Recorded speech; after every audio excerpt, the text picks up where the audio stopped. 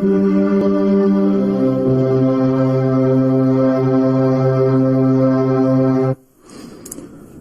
morning, wonderful people, great Biafrans, wherever you are on the face of this very planet, this very morning.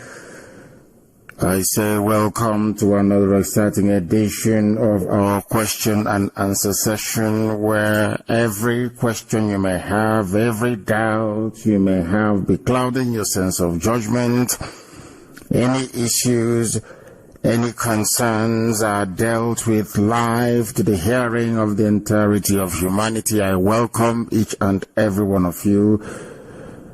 I say good morning, good afternoon, good evening, and good night to some of you. Unfortunately, we are not able to bring you that we will be live to take all your questions and all your concerns, that we may become slightly more enlightened, more educated as to what we are doing, where we are heading to, and why we do things the way we do it.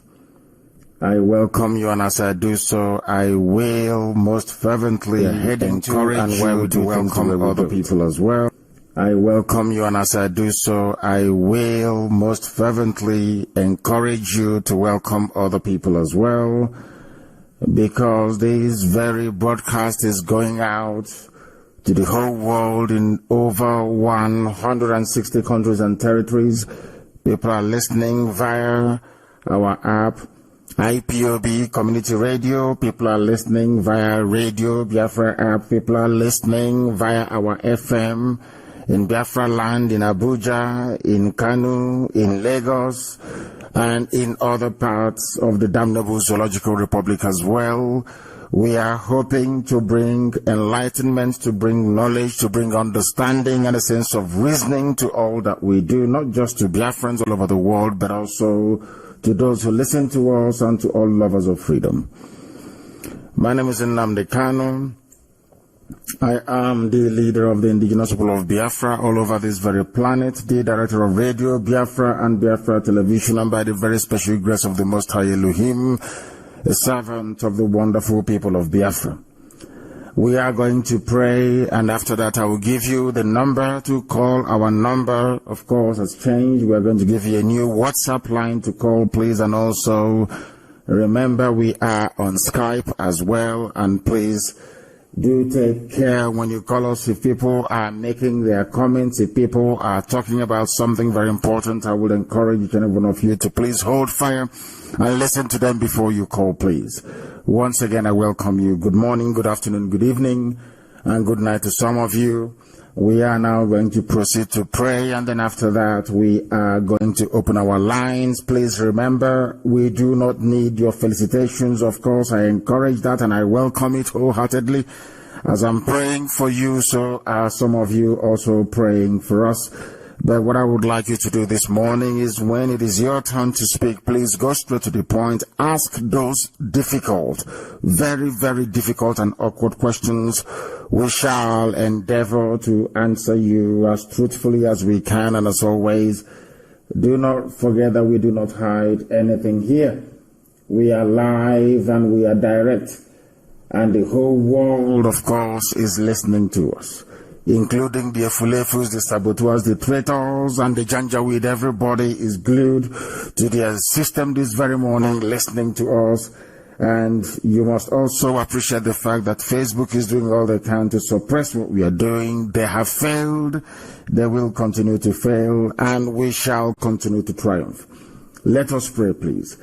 Our prayer this morning is taken from the very lovely book of Isaiah, chapter 43. Beginning from verse 1, of course, is a very simple prayer which we must pray.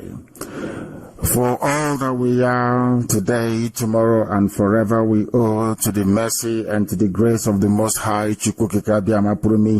unto whom this very morning, afternoon, night, or evening, depending on where you are, we commit all that we are unto his ever-loving hands. For he has charged us to fear not, for he has redeemed us. He summoned us by name even before we are born. That is why we do what we do. That is why we proclaim his name ceaselessly. That is why we always say, without fear nor favor, that all that we are today is through the grace of the Most High.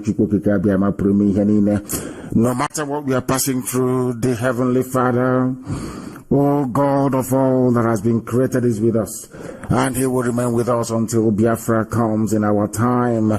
We are working very, very hard to make sure that we restore Biafra as quickly as possible, as imminently as possible. We are not relenting. All that we are doing is geared towards giving every glory, every adoration, every honor unto the Most High, because we are nothing without Him, and with Him having charged us not to be afraid, this very morning we proclaim that we are not afraid. We shall preach this very gospel of truth, that the mercy of the Most High will abide with us now and forevermore, we pray. He said, please, for those of you who are joining us for the very first time, and indeed for every other person, please, you must listen very, very carefully and attentively. This is the number you're going to reach us with this very morning. Our number has changed. The number has changed. Our main WhatsApp line has changed. There are other ones that people can get hold of us through, but the main one is +49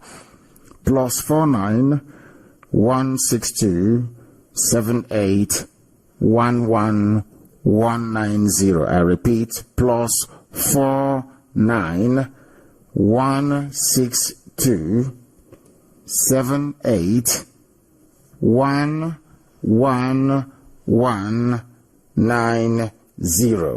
That is the number through which you can and will be able to get hold of us this very morning. I repeat, +49, which is a German number, +49 162 78 11190. That is +1 +49 162 78 11190. We have somebody who happens to be on Skype. Let us see what they have to say. The caller on Skype, can you hear me?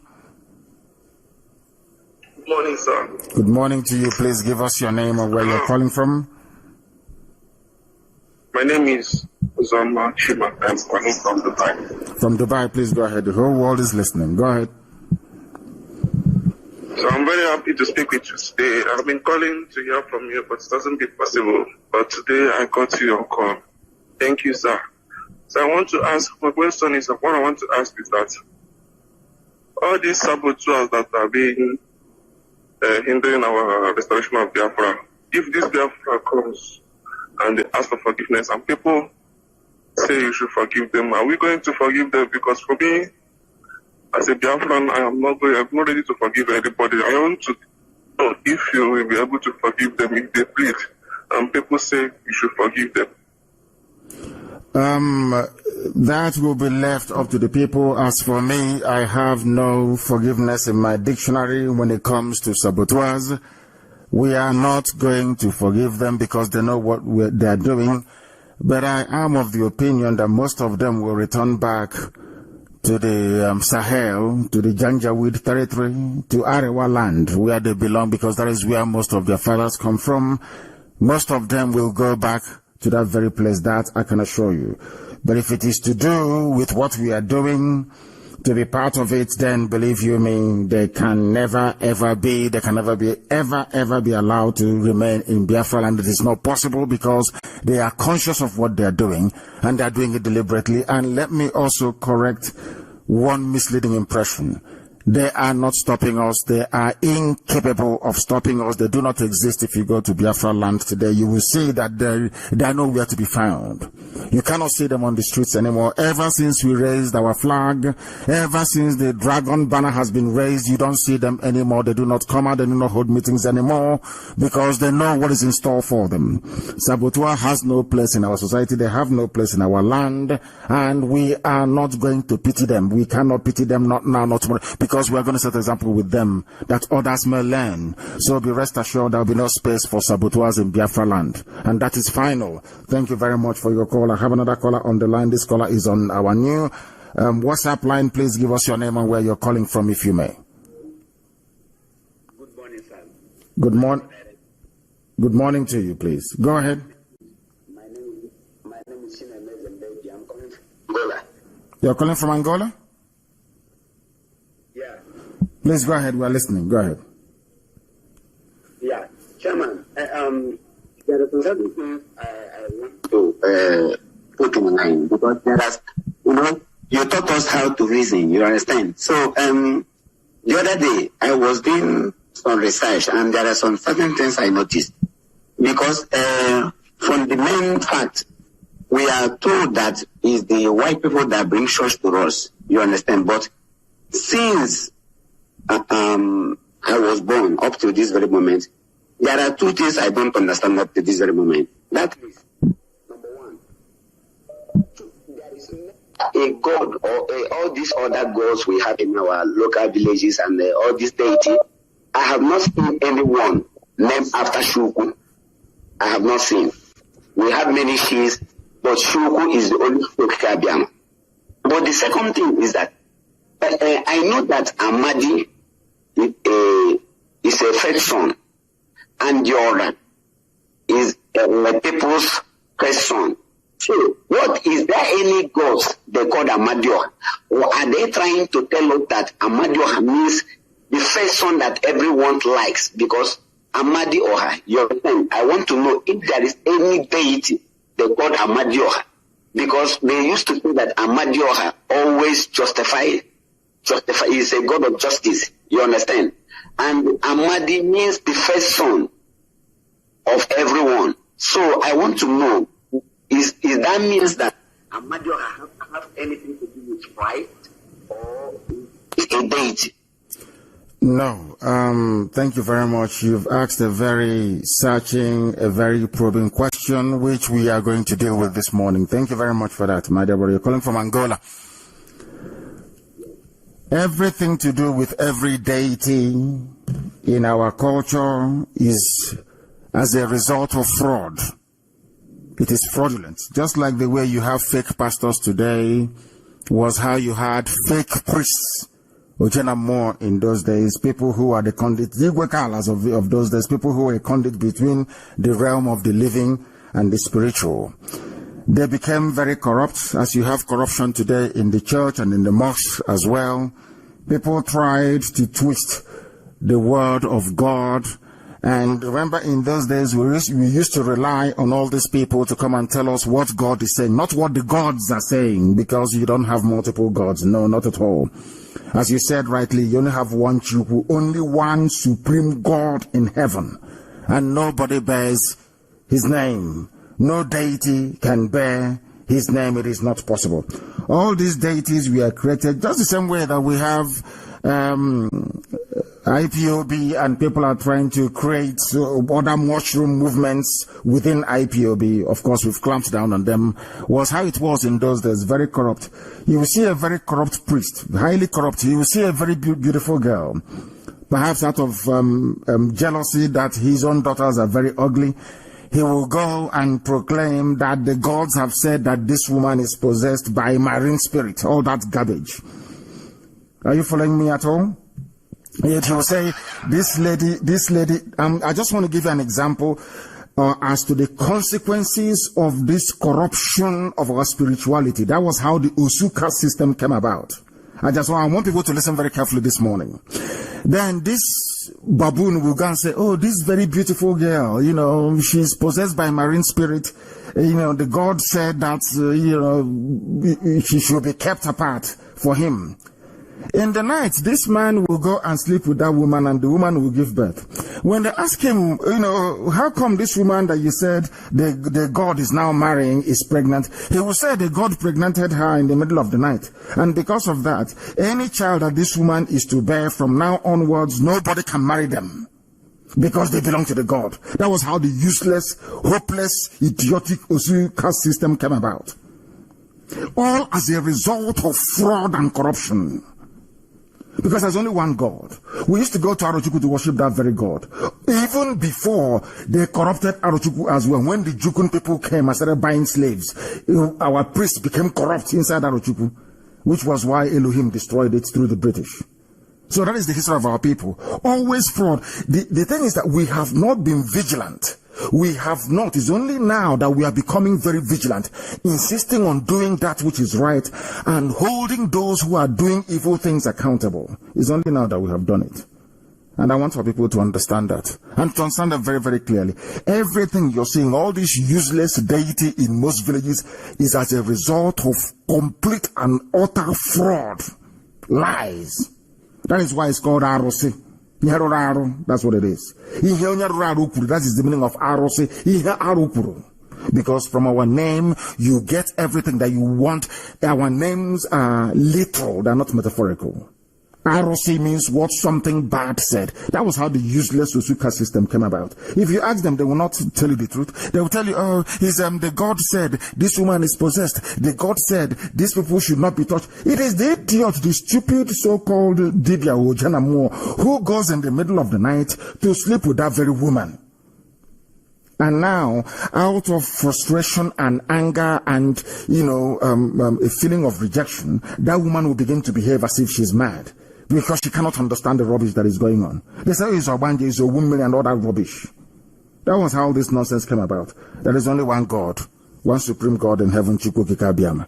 Anybody telling all this nonsense they are doing, Peter, Dochie, and all the rest of them talking about gods, as if God is a plural. So then how do they decide? So all these gods, they now sit around somewhere and decide. They are just bastardizing our culture and our way of life. There is only one Chukwu.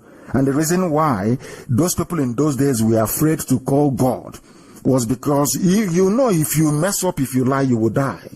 Before you are given the Ozo title in those days, you will go and take an oath. And after taking that very oath, they will make 7 incisions on your tongue. They will use blade razor to carve 7 incisions on your tongue. Your tongue will bleed.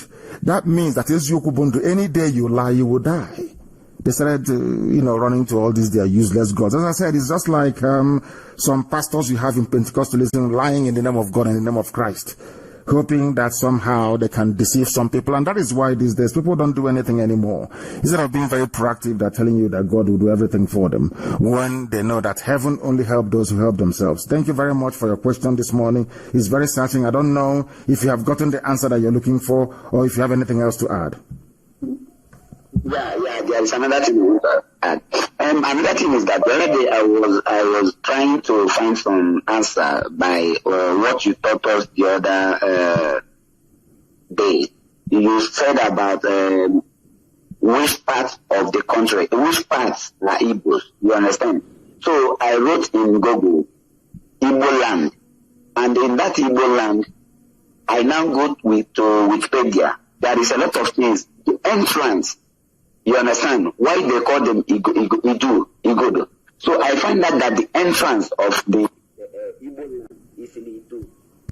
You understand? There is a map there, and there are many things which we are not including. You understand? I want you to put more light in that topic, because when I wrote Igbo land, I went to Wikipedia. They tell me about many things, many parts of Gala and all those places that are Igbos. You understand? But there is something ironically at the bottom. They said in Nigeria.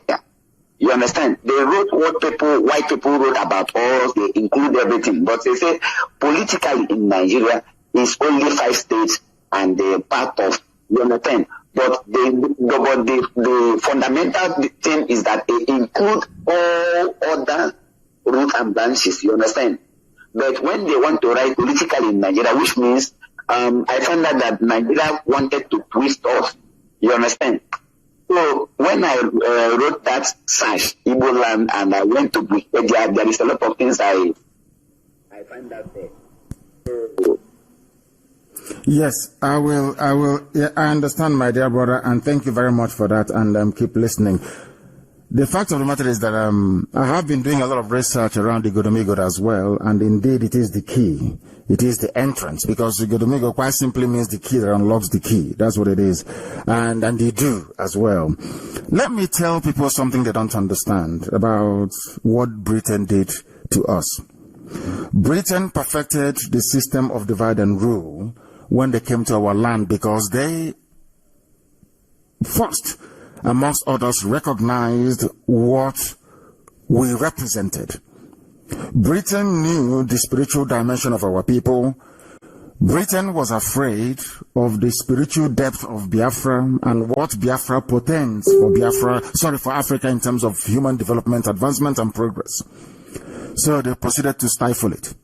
And one of the best ways to conquer a people is to divide them. That is the easiest thing that anybody can do to you. Once they divide you, then you become fair game. You can be conquered very easily. So they proceeded to try to divide us. They proceeded to try to carve us away, because if you go to England, the English people is a mongrel race, of course. There is nobody called English. You have the Celtic people, so to speak, which are the Welsh and the Scottish people. And then the English came as a result of the conquest of England by Norman the Conqueror, who came from France. So England, as you have it today, are made up of the Angles, who are from Denmark and Norway, and also the Anglo and the Saxons, of course, who are from Germany. That is something that people don't quite understand. So they know about divide and rule. When they came to our land, the only way to try to diminish us is to diminish our numbers and then our landmass. First, diminish your number and your landmass. We have established time and time again on this program that language alone is not the only determinant as to who a people are in terms of homogeneity. Now, given that that is the case, rather than looking for what I call the underlying attributes as to what holds us together as a people, the British went about exacerbating that differentiates us from one another, especially language. They know that the crown, the Benin kingdom that you have today, came from Yoruba land. They know it is alien, it is foreign. They understand that very well. So what they now did is to now give them what I call a disproportionate sphere of influence all the way to River Niger. To say that all these areas come under the influence of the Oba of Benin. They even tried to get into Onitsha as well, forgetting the fact that people existed before the Obaship of Benin was enthroned. And that all that land is Igbo land. All of it. I wrote something on my page. Something was published during our last broadcast on Wednesday. How Igbo land starts from Benue State all the way to Opobo. Somebody said, "Oh, stop this land grabbing," and that actually reminded me as to the very wretched and pathetic state of education in the zoo. I said Igbo land is written very clearly. There are 3 Igbo-speaking local government areas in Benue State, part of the so-called North. Part of the so-called North. My anger is not that we are being divided, we are being balkanized, we are being reduced every day in terms of our numbers and in terms of our territory. It is what the likes of Ohaneze has failed to do over the years. They call themselves intellectuals, most of them, but they don't love our people. They have not done anything to show any sense of, should I say, urgency in terms of addressing some of the very terrible things that Nigeria and Britain before them has done to our people. That is why you have somebody openly talking rubbish about how Igbo land is only 5 states. It's of the 5 states of the southeast. And they keep perpetuating this nonsense over and over and over and over again. They know where Isoko people comes from. They know where Urobo people comes from. They know all these things. Go to Urobo land and say the names, they answer. Go to Isoko and say the names, they answer. Hear it for yourself. Look at their language and their culture. Look at the way their women dress and everything. You will know that all of these people are from one source, one single source. But we've allowed ourselves to be divided. When you go to an Ijaw man, you'll be talking rubbish, or Ijaw woman, talking absolute piffle, absolute garbage. And when you ask them, where are you from? They say, we come from, I think we come, one is saying they come from, is it Burkina Faso, is it Liberia? That's how foolish we are. So, all those years that Britain spent, and after them, Fulani Janjaweed spent dividing our people actually bought into it. And we bought into it because of our innate nature to self-hate. That's what we do very, very well. We do it very, very well. And these are the things that we are trying to reverse. And I'm glad to say that we have succeeded, or we are succeeding in reversing some of this nonsense. Thank you very much. Your call has been very, very amazing and illuminating. Igbo land starts from Igodo Migodo. I said Igbo land, Igbo IGP, or Igbo land starts from Igodo Migodo. Because it is the key that opens the key. Any day. That is why I have regard for our people, our sisters and our brothers who are from Igodo Migodo, who were insistent. Even me, initially I said no, they cannot be part of us, until I went and started researching, because I learn every day. The same way that I teach is how I learn every day. Every blessed day I study, I read. Every blessed day I want to learn more, because only a fool will stop learning. Every day you learn. You may hold a position which, after a while, you come to realize is no longer valid, and then you jettison it and embrace the new one.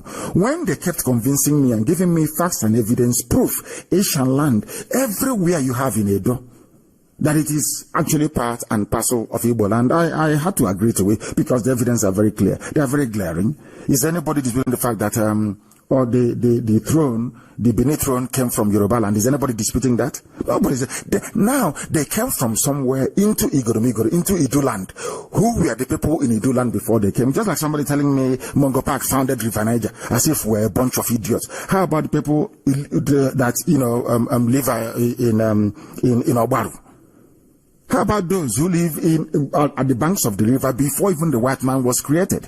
So these are some of the nonsensical ideas that we need to jettison and embrace the truth. And the truth is that Igbo land is far more bigger than they give it credit for. And the reason why they keep shrinking us every blessed day, now they have confined us to only 5 states, is because they want to divide and rule us, and they have succeeded. And their agents in Ohanese and the so-called governors that you have are the ones actually perpetuating this very, should I say, injustice, so to speak. Thank you very much for that. Thank you very, very much. People are calling from all over the place. I have a caller who happens to be on the line. Give us your name and where you are. The caller on our new WhatsApp line. Your name and where you are, please. Can you hear me? Chukwebuka. Chukwebuka, you're calling from around this work. Please go ahead. Chukwebuka, go ahead. Mazi, nothing much. You're breaking. There is nothing that made by man that has no expiring date. Of course. Nigeria is created by man, and the expiring date is near. So that's the only thing I want to contribute. Thank you very much for that. Thank you very, very much for. Let's take this call again. The caller on the line, can you hear me, please? Hello, yes, please. Your name and where you're calling from? Good morning to you.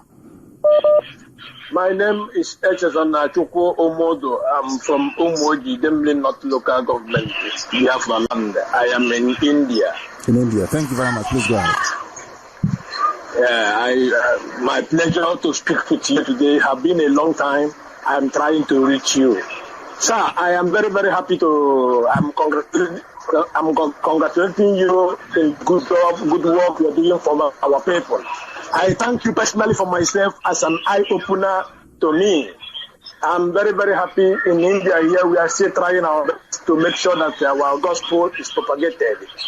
Sir, my question is this, sir. These people and these our governors that are still blindfolding people all around in the name to be secure them, to be under what I'm like Nigeria. Now, what will be the penalty to them? Because they are still deceiving our people, trying to convince people, trying to disorganize our effort, which I know that by the name of Chukwu Okada they can do nothing. What will we do to them so that they can be able to vanish away from our land? That's my question, sir. Thank you. The same question that our brother asked earlier. And my answer is always the same. I pray for them to repent and to change. I must be honest with you. I do pray for their repentance, for them to change and perhaps abandon their evil ways. That is what I pray for all the time. But should they refuse to abandon their evil ways, of course, at the right time, a revolution is going to happen. And when that happens, you know what happens in a revolution? Every traitor and every saboteur is accounted for. That is what happens in a revolution. So all they're trying to do is to delay the inevitable. They now have the chance to repent and do that which is right. I posted something before we come on air this morning.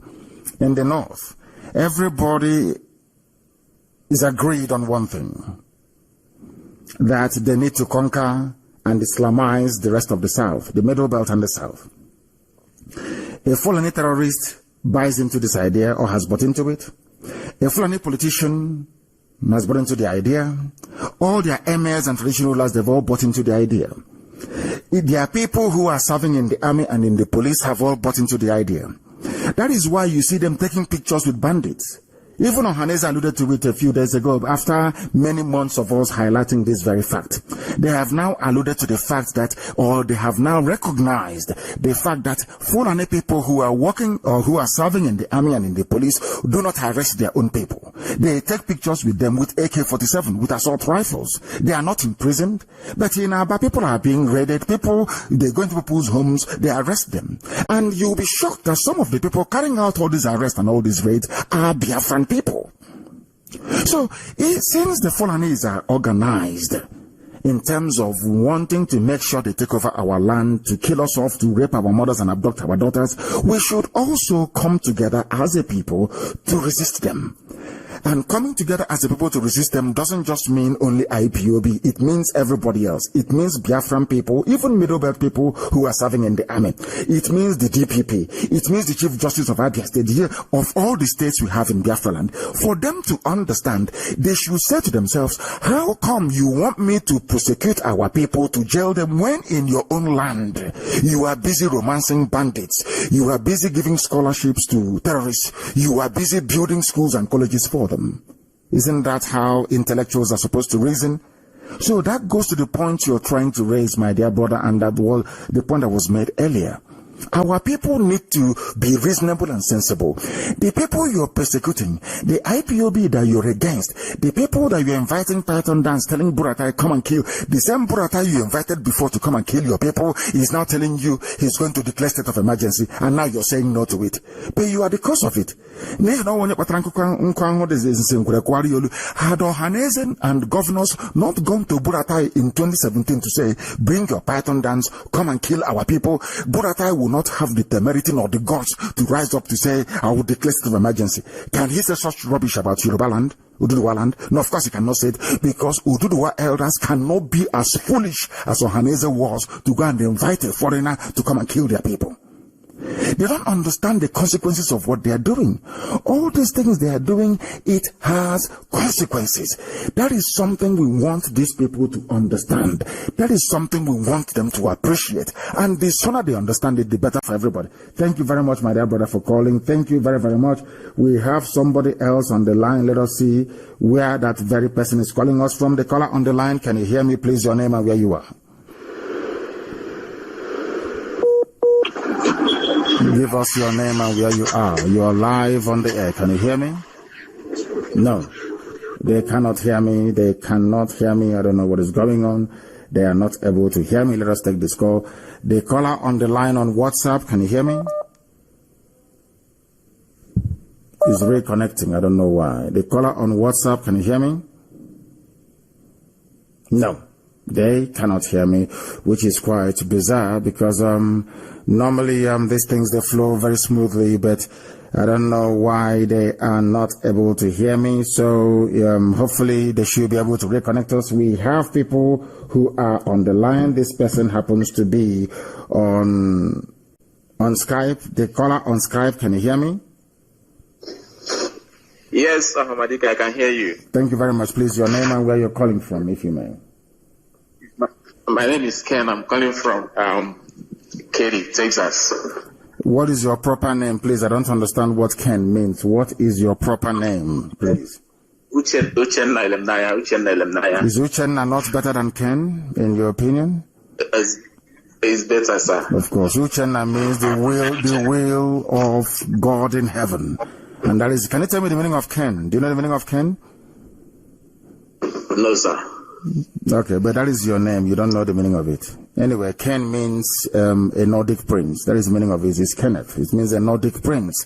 But Uchenna is far more better. The will of Almighty God in heaven. That is why we are the chosen race. Please go ahead. The world is listening. Yeah, I have two questions for you, sir.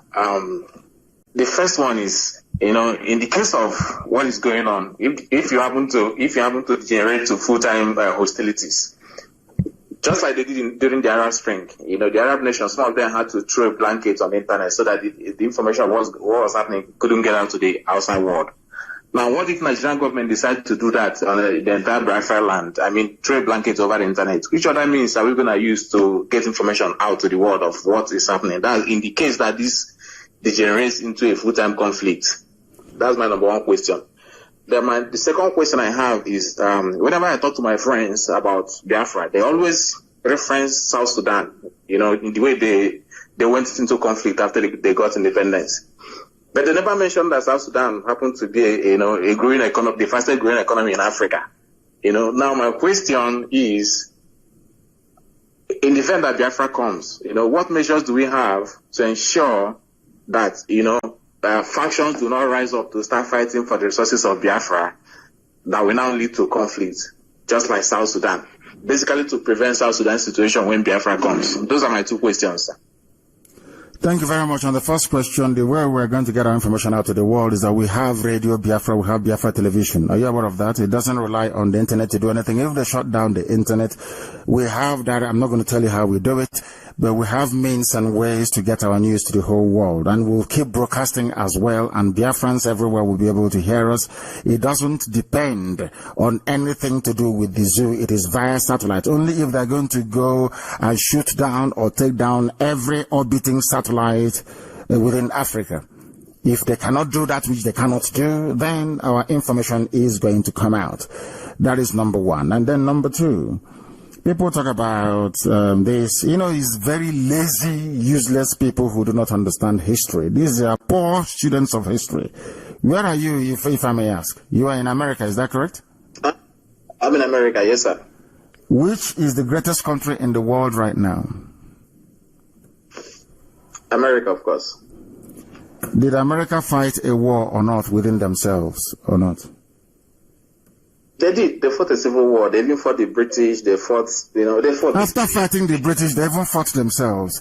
Did that stop America from becoming, did that stop the USA from becoming the greatest country in the whole world right now? No, sir, I did not.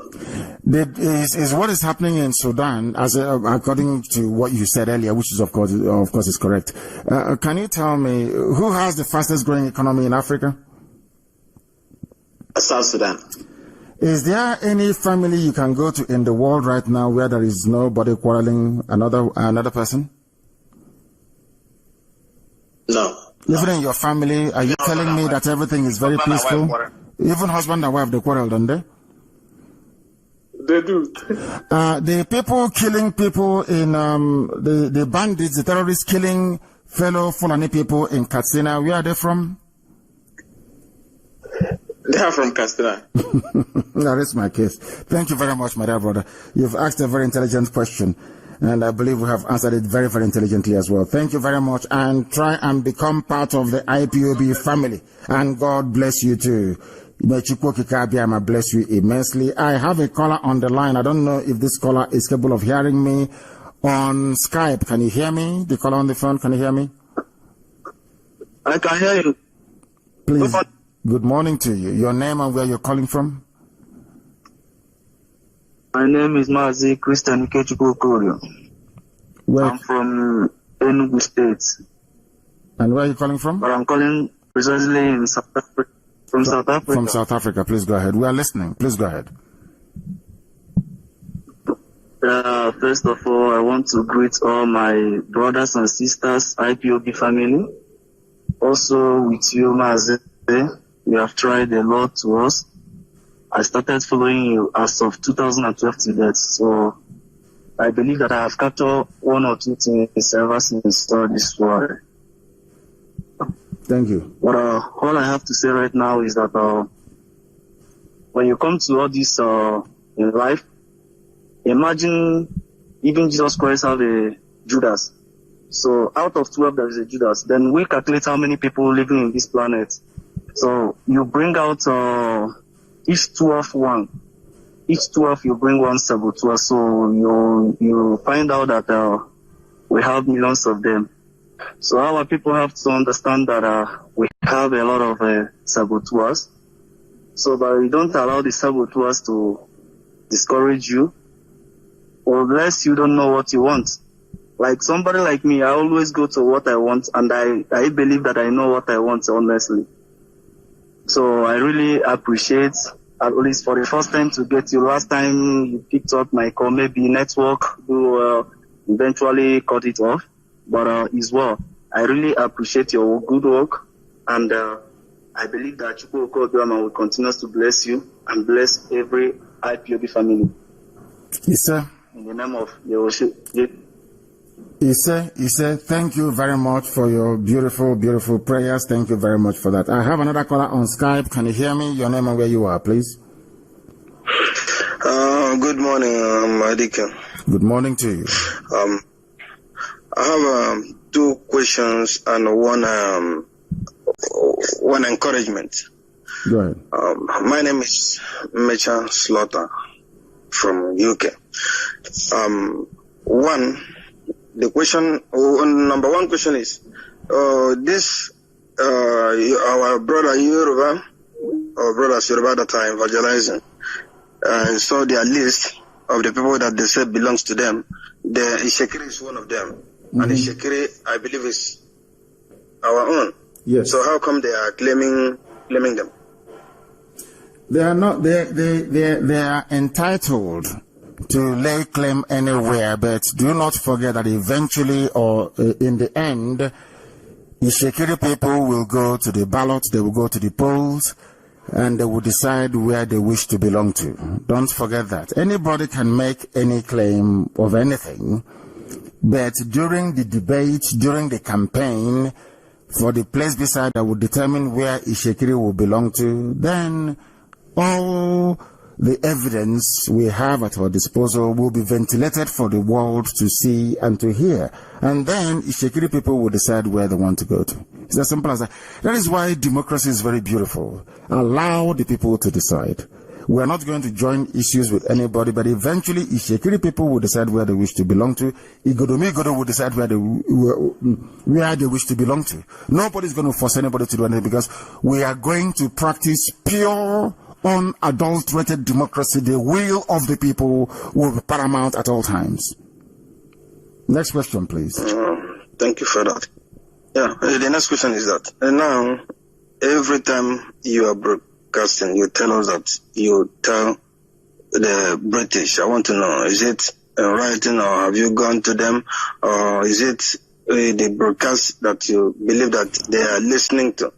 Because if I have held meetings, let me answer you. I have held meetings and I've also written. So it's not about what I broadcast. What I broadcast is for the consumption of Biafrans and lovers of freedom all over the world. When I say I am telling or I have spoken to, that means I have written or have held a meeting with them. And you have, and you still get a reply from the written ones? Yeah, of course we get written replies from them, which is we want, we will continue to engage the Nigerian government about perceived human rights abuses, but in the main, we encourage and we want Nigeria to remain one, which is for their interests, understandably so. Yes. Yeah. The next one is, this evangelism. I have seen that what your broadcast have been doing a lot. I've seen these people, the middle belts, coming to realize what they have done and what they are doing, which they have repented. Then I've seen the Oduduwas, because this evangelism, what you are doing, I don't think is, maybe we are, we are saying we want Biafra, but this broadcast will make people to understand that they will even pull out from the Nigeria before us. So which is very, very good. Then now I said with this one that they have just done in London here is heard everywhere. What I am encouraging, what I want you to do, please, days, even if it is not this 1st October, any other day, or even do more before that time, let every place that the Biafrans are, let us evangelize there. Come out en masse and do the evangelism so that if people do not see us, they will hear about us. It's very, very important, and it will not be once. People will begin to ask these people, who are they? What do they want? Thank you. Thank you very much. You have made a very compelling argument, and that is what people don't understand when they say to us sometimes, what has IPOB been able to accomplish? What have we done with our agitation? These are the things they don't understand that we have been able to accomplish. If not for what we are doing, do you think that people from the Middle Belt will rise up and say that they are sorry for the role they played during the war? Of course not. These are the things that most people don't appreciate, the level and the depth of work that we have done and will continue to do. Thank you, my dear brother. You've raised a very important point. Thank you very, very much.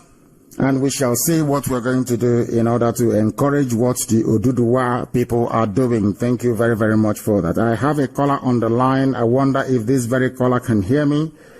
This caller, can you hear me? The caller on the, no, they cannot hear me. The caller on WhatsApp, can you hear me? Yes, I can hear you, sir. Good morning, sir. Good morning to you, my dear brother. Your name and where you're calling from? My name is Ifanichukwu Ebo. Ifanichukwu Ebo is from Mbano. Thank you. Mbano is in Biafra land. That reminds me of Okoti Ebo as well, who is from Igoromigodo land. Very, very interesting. We answer the same names. Please go ahead. Thank you, my lord. I call you my lord. And I am living here in Spain with my family. I live in Torrejón de Ardoz, capital Madrid. And I am an IPOB member, deputy coordinator in Zone 5, San Cristobal. So, my lord, let me ask you one question. I have 5 questions to ask you, but let me go straight to the first one. We all know that from the fruit of your lips are shed all the whole world, not only Biafra, not Africa as a continent, but the whole world know that fruit of your lips, people enjoy good things. People enjoy good things. But the unfaithful have an appetite for violence, which is not from us. My first question now is, what are we going to do about the tunnel our enemies are building at Loba Uku? That is number one question.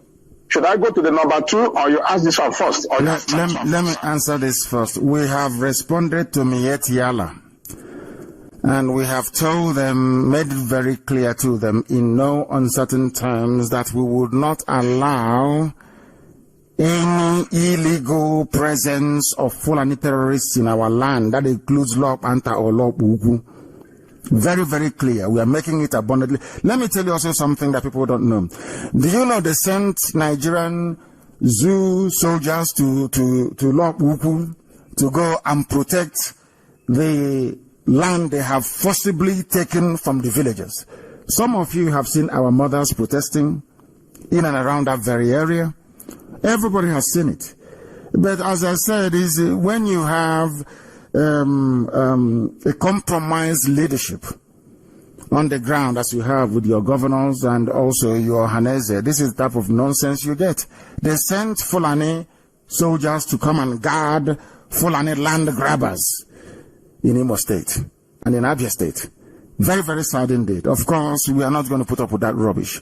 As I've said before, they should go to the townships and rent houses the same way we do when we go to the north. Or they can buy land in the township and build. There is something unique about us as a people that most of the world are envious about. We are the only people that we come from village, but we live in the town. We are the only people. If you ask somebody now in England, oh, where are you from? I'm from London. We're in London. Oh, I'm from Hackney. Where were you born in Hackney? They'll say, oh, St. Philip's Road. Who comes from St. Philip's Road? We don't come from St. Philip's Road. I come from Isiama Faruku.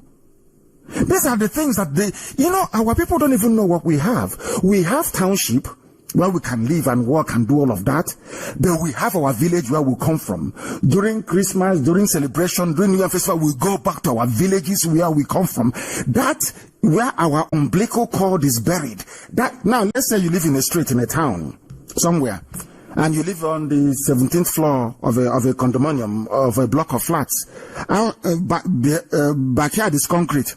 Outside is tarmac. Is main road. And you gave birth to a child in that block. Where are you going to bury the umbilical cord of that very child? We send it to our village where we come from. That is who we are.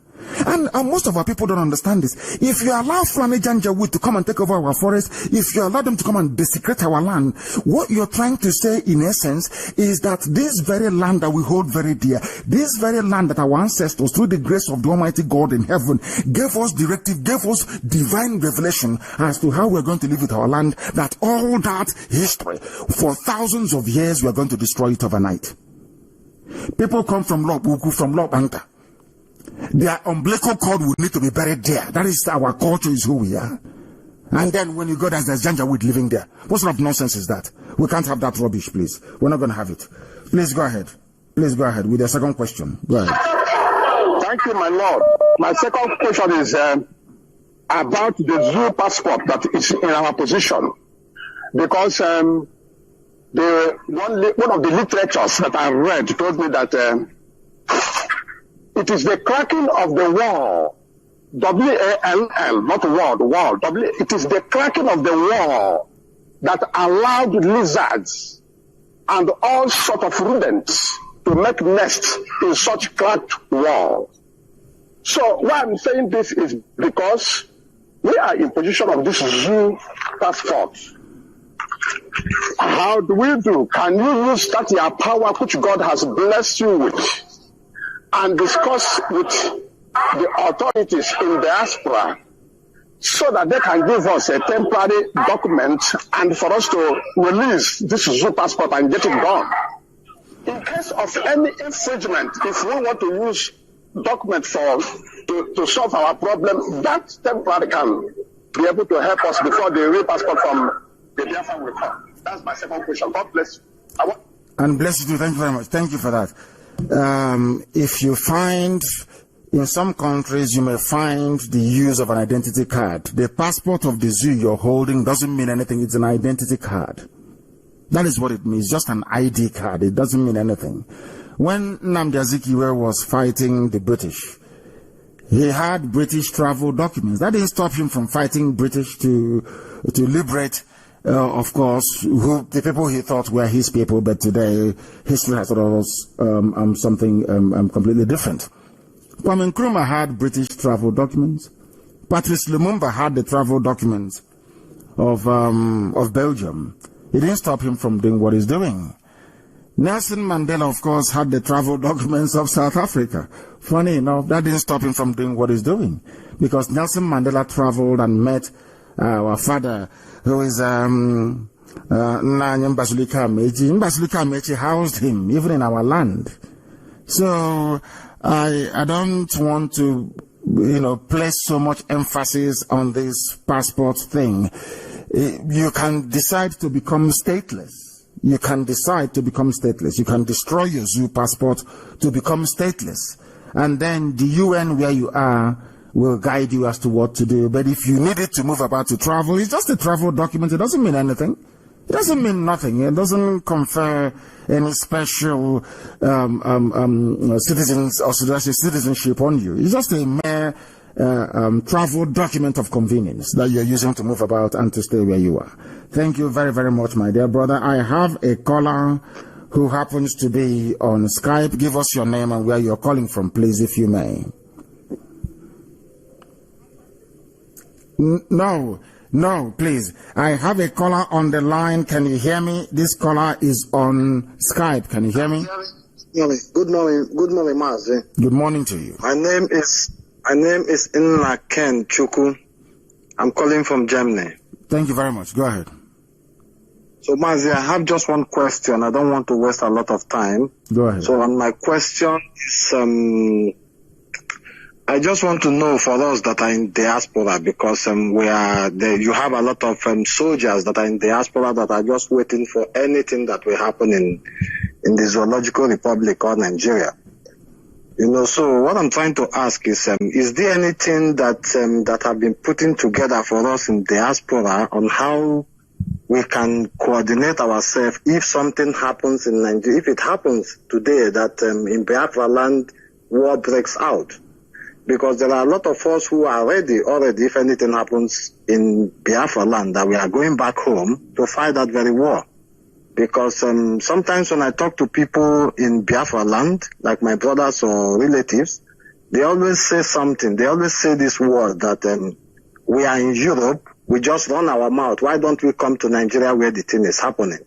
So that is why I'm just trying to ask if there is anything that have been putting together for we that are in diaspora on how we can coordinate ourselves should in case if something happens now that war breaks out. Nobody knows what may happen tomorrow in Biafra land. So we can be ready here already to go back home and join. You, my dear brothers, to go and join the nearest IPOB family. Things are happening there. That is where we tell you what we are doing. That is where you are going to do all you can to support this very effort we are making to restore Biafra. Thank you very, very much for your call. Thank you for that. I have another caller on the line. This caller, can you hear me? Good morning, sir. I can hear you. Good morning to you. Your name and where you're calling from, please. Yeah, my name is Igwe Emmanuel. I'm calling from France. From France. Thank you very much. Please go ahead. Okay, I have just one question, and I also have one thing to say.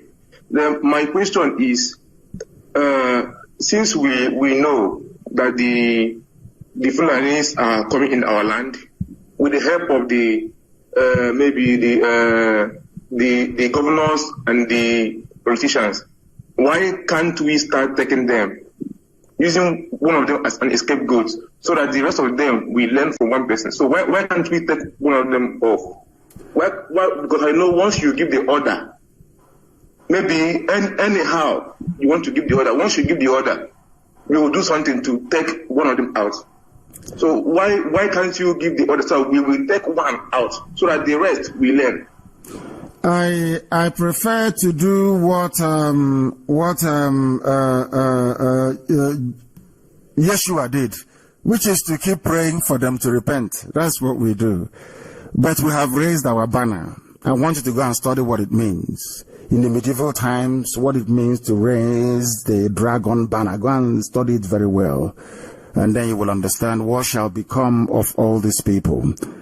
Thank you very much for your call. Thank you very, very much for your call. I believe I have another caller who happens to be on Skype. Give us your name and where you're calling from, please. Thank you, sir. Good morning, sir. Good morning to you. My name is Uwa Sophia Obaze. I'm calling from Norway. From Norway. Thank you very much. Yes, sir. So I want to ask you very, very difficult question. Good morning, everybody, lovers of freedom all over the world. My name is Uwa Sophia. Of course, many of you know me. Sir, please, you know that tomorrow is Edo election in Edo State. And the name is Igodomigodo, fraudulent called Edo, which is Ado from the Yoruba land. And Oba of Benin said they have already ringed it, of course, we know. And, the meeting Oba of Benin called a week back. He said in case, if it happened to be like Jonathan Buhari issue, that Obaseki should say congratulations to Imam, Pastor Izeyamu. So, sir, our boys, of course, they will rise up and fight for their right. Of course, I believe that 100% or 98%. So, for example, they ring the election and our boys, because Igodomigodo is the key to Biafra land, 100%. We know they argue that one, and our people are ready. Of course, they are not showing their faith, but they are ready because through this election, we will get Biafra. I want to ask you, sir, for example, Igodomigodo children, Bodi Esha, Uchi, Agedebude, Okmila, Esako, the Benis, they rise up and said, I want to take my glory. We want to break off this useless country called Cabo Dioza Republic.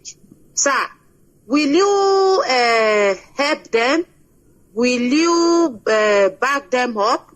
Because all of us, we are fighting for the same thing. You understand? Although many of them are not joined IPOB. They are not in IPOB in that zone.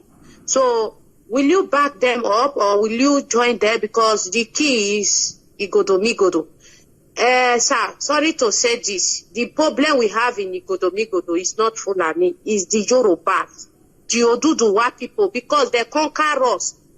I have the audio and the cassette. They conquer us. They fought war with the Igodomigodo people and they placed their Oba there.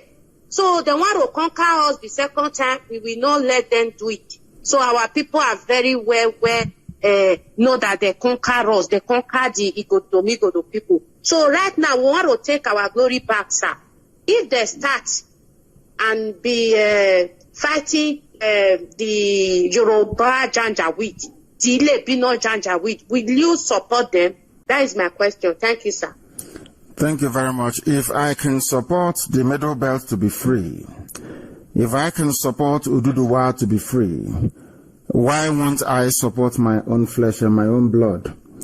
And before any Ifulefu begins to talk rubbish, go to your village and look for a man who is over 80 years old and ask them what their father said to them or told them about the war of the Idu and Oba, which is the Igodomigodo war itself. So it is there in our folklore for people to avail themselves of. I will support our people in Igodomigodo land with everything that I have. And I will also encourage other people as well, not just in Biafra land, but elsewhere to be free. Because we know the result of the election is Yamu, the Imam, the pastor Imam, is going to be declared the winner. We know that for sure because APC wants to take the state and they will take it. That is what they do. And then in the next couple of weeks, I'm sure they will ask you to go to Ondo to go and vote as well. And in 2023, they will ask you to vote. And all our exercises in futility. We all understand that the only thing we need now is a revolution. We need a change of not just the way we govern ourselves, but the way we reason as well. I thank you very much, my dear sister, for your contribution and continue the hard work you're doing. Igodomigodo is Biafra land and nobody is disputing that at all. If you're in doubt, go and ask an elderly man in your village, Ogu Idunoba, that saw the enthronement of an Oba in Iduland, Igodomigodo. It is there in history. Some of you don't know history, we cannot help you. Let us take this call. I have another caller who happens to be on Skype. Give us your name and where you're calling us from, if you may.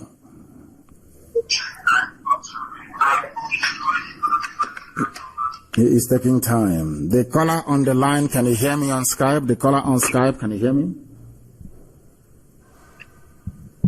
Hello. Yes, please. Your name and where you are. Yeah, my name is Frank Chukunanyarama of Logo. I'm from Anambra State, precisely from Obunka, precisely. I'm calling from India. From India. Please go ahead. Yes, I don't have much question to ask. I just want to enlighten our people concerning that language dividing and ruling issue concerning a 5-state issue. Yes.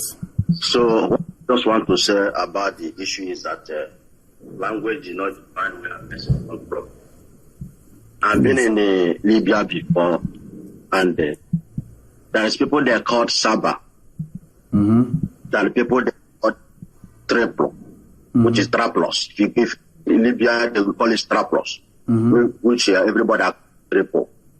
and there are the people they call Zoarino, which is Zoara. If you are Zoara, if you speak, if you travel to Muzuk, that state called Muzuk, if you speak, the Zoarino person speak to Muzuk, Muzuk can know here what the Zoarino people speaking. But they have language called they have language called Libi. Everybody can speak it. Everybody can hear it. Is it Arabic? Is it same as Arabic? This Libi, is it Arabic? Yes, it's Arabic. It's Arabic language. Okay, go ahead. Everybody can hear it. If a Zoarino person travel to Traplos, if you speak Zoarino inside Traplos person cannot hear it. But when you speak Arabic, which is they use it as a general language, everybody can hear you. Here in Libya, here in India, if you speak, there is they call the Mahastra. If you speak Mahastra to Banglo man cannot hear you. But when you speak Hindi, they can hear you. Yes. Then when you from Delhi, which is the capital city, travel to a place they call Pune. If you Delhi person speak language, when you travel to Pune, the Pune man cannot hear. But when you speak Hindi, everybody can hear. So I don't know where people get all this about language or those five states. If you don't speak Igbo, which means you are not Biafra, so I don't know where it's rubbish.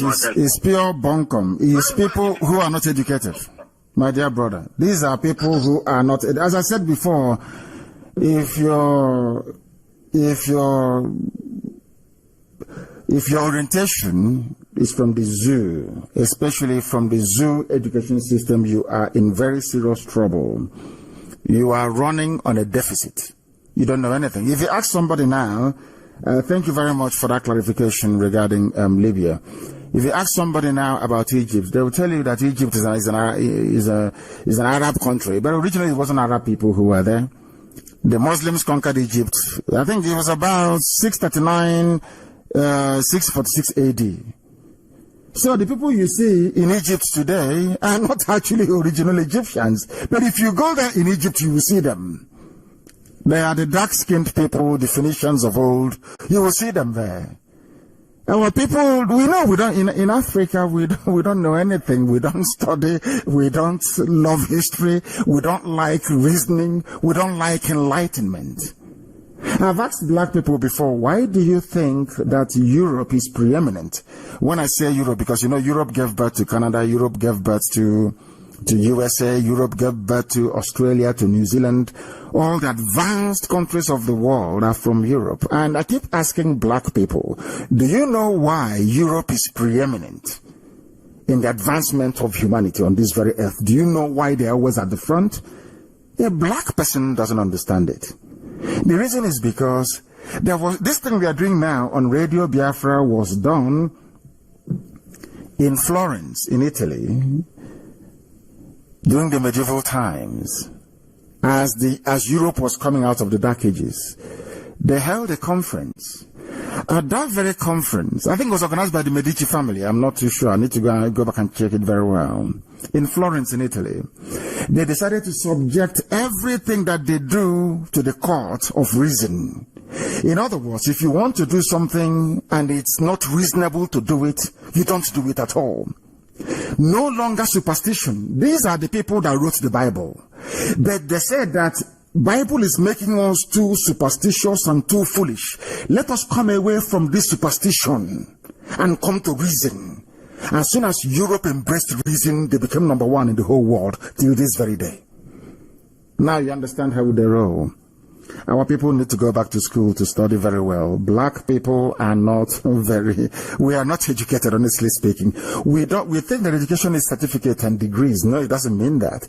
It means the ability to reason, not just by one person, but by a collective. The entire group needs to make sense.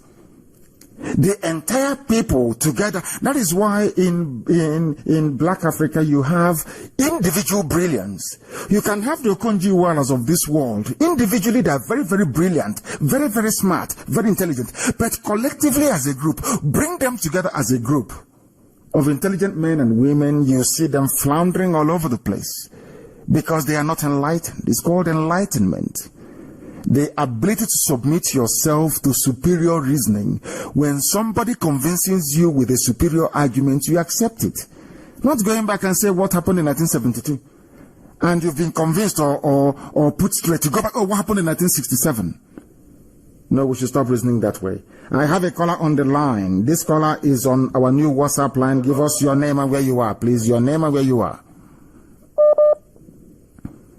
The caller on WhatsApp for the last time, your name and where you are. If you say hello one more time, I'll cut you off. Your name and where you are.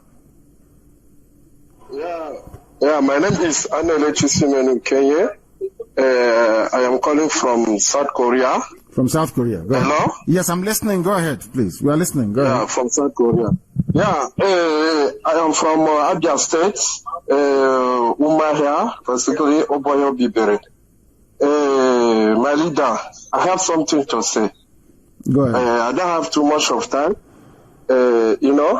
Since 2012, we are inside this struggle. Why not to declare something can make you bring Biafra now? And we're not wasting time again. No, I cannot do that, and I will tell you the reason why. The emergence of Biafra has to be an organic process, where we take people along, not just taking them along in their conviction that freedom is a good thing, but in the way they reason, in the way they think, in the way they apply themselves, and also how disciplined they are. You said since 2012, we have been preaching Biafra is now to declare something again.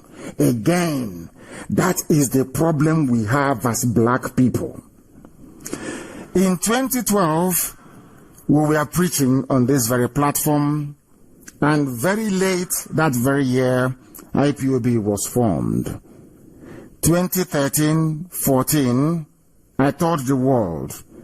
2015, I was arrested. I was incarcerated for nearly 2 years. I was incommunicado because I was sick and recuperating and making my way to Israel on the 3rd year. So all these years we've been together, for 3 years, I have been out of circulation, so to speak. Now listen very carefully.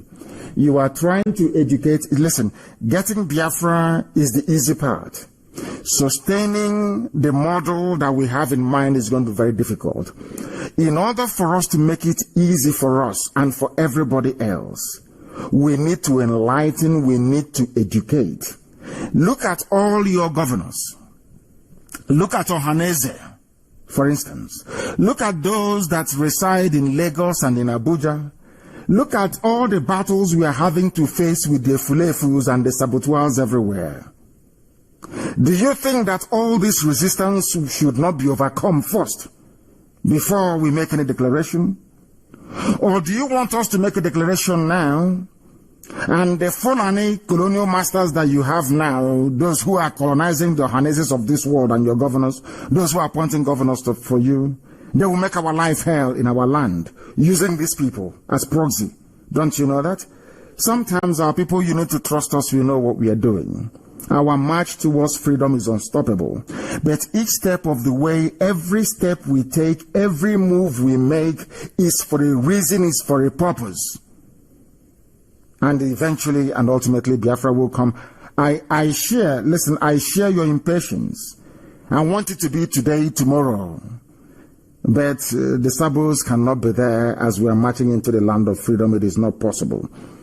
And somebody could have said to Elohim in heaven when the Israelites left Egypt, why don't they just take a straight route from the northern land of Goshen all the way, just cut across and jump into Gaza and then into the promised land? Elohim said no, because you won't appreciate it. I'm going to take you on a detour, on a longer route. And eventually they got in. And eventually they fought their way in. What I want us to be doing right now is to be asking ourselves, what are we going to do to support this very effort that we are all making to restore Biafra? Because Biafra is very imminent. Looking at the zoo, do you think the zoo will survive the next 12 months? Is that what you think? It cannot survive it. They will bribe. When we say these things, all they do is that they go to Haneza and they give them money. They go to the governors. They say, don't worry, you'll be the next president. And the governor goes to his village and says to his village, what IPOB is doing is going to deny you your right, because I'm been lined up to be made the president of the zoo, Nigeria. If you allow IPOB in this village, it means that I am no longer going to be the president, and none of you here will be senior special assistant. You're not going to be looting money as the Fulanis have been doing. These things are very, very powerful and very persuasive argument to some people. So these are some of the things we are seeking to overcome.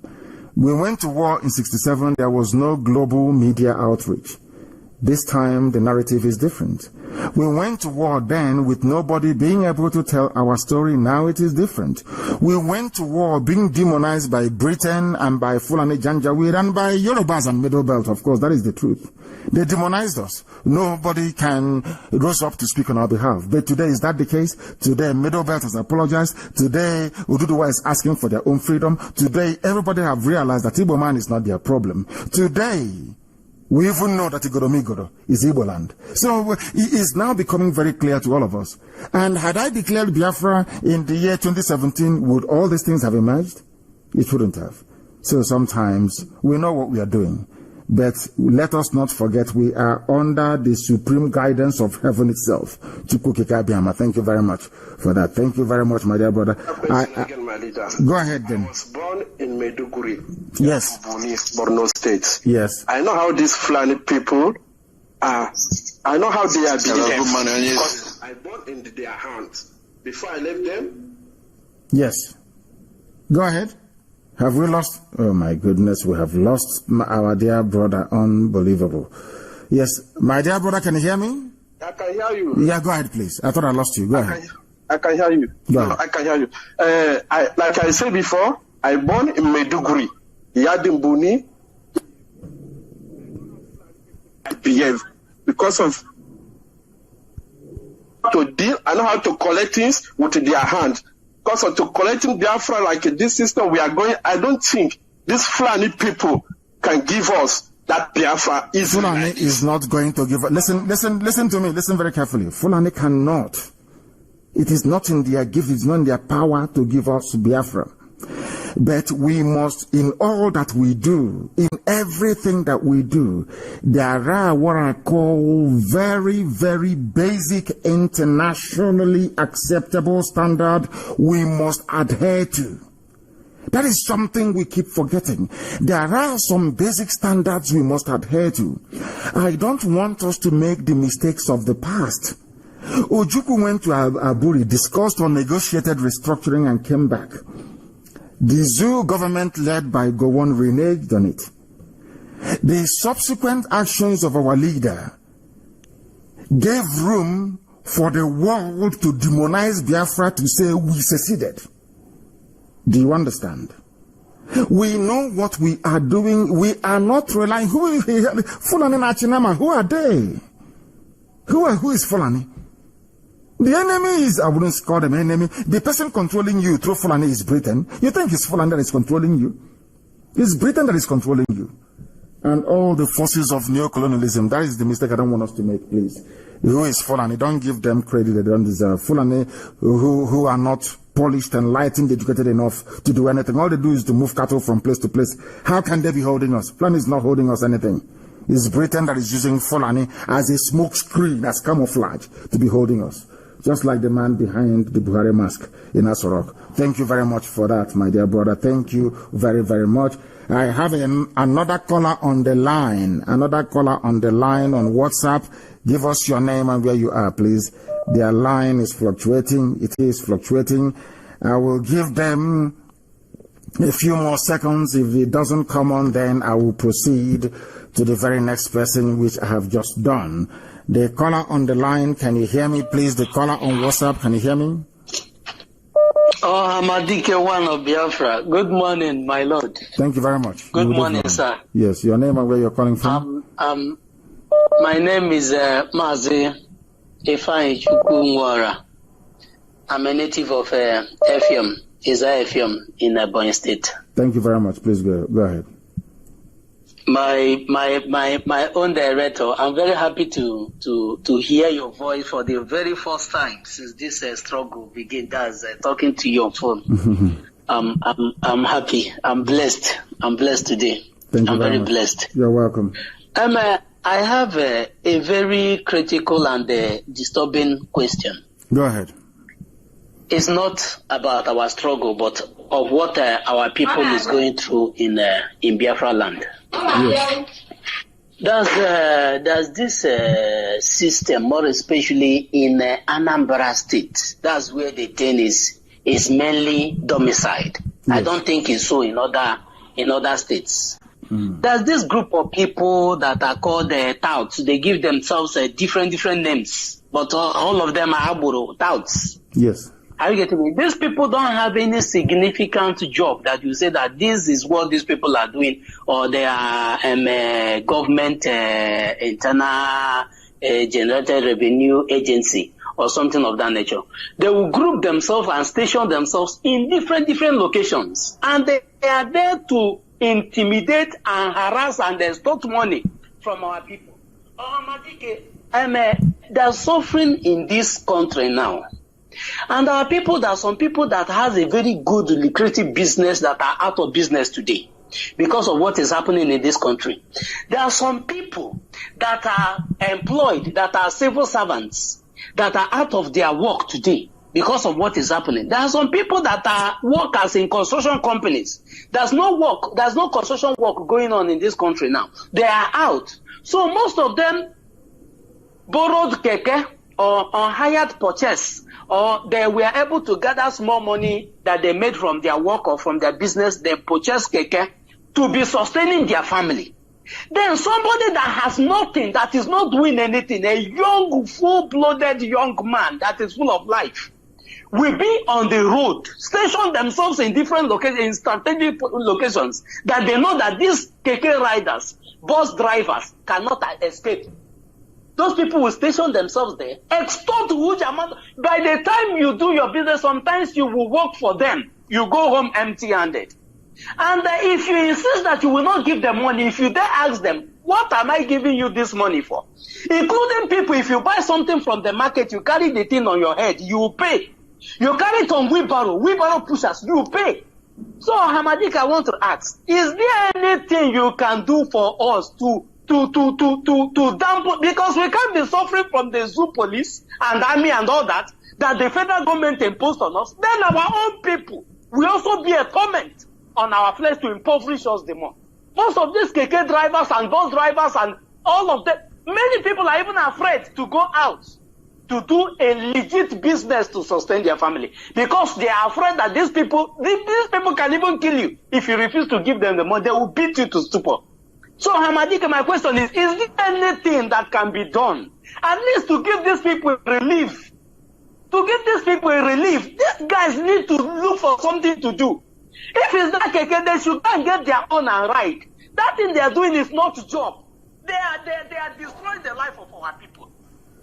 Please, Hamadika, I want to know, is there anything that can be done to relieve us from this mess? Because I know this can be in Biafra land. It won't be. Thank you very much for that, my dear brother. But I wanted to listen very attentively, please, and everyone else around the world, if you've joined us this very morning. Now, listen very carefully, please. Those people you call touts and arboros, and they charge you money in the market when you buy something, they stop the keke and they take your keys and they make your life a misery. Do you think they fell from heaven? You may not know this. They were set up by the same people you voted for or you claim you voted for. They are called men of task force, either from the governor's office or from the local government area.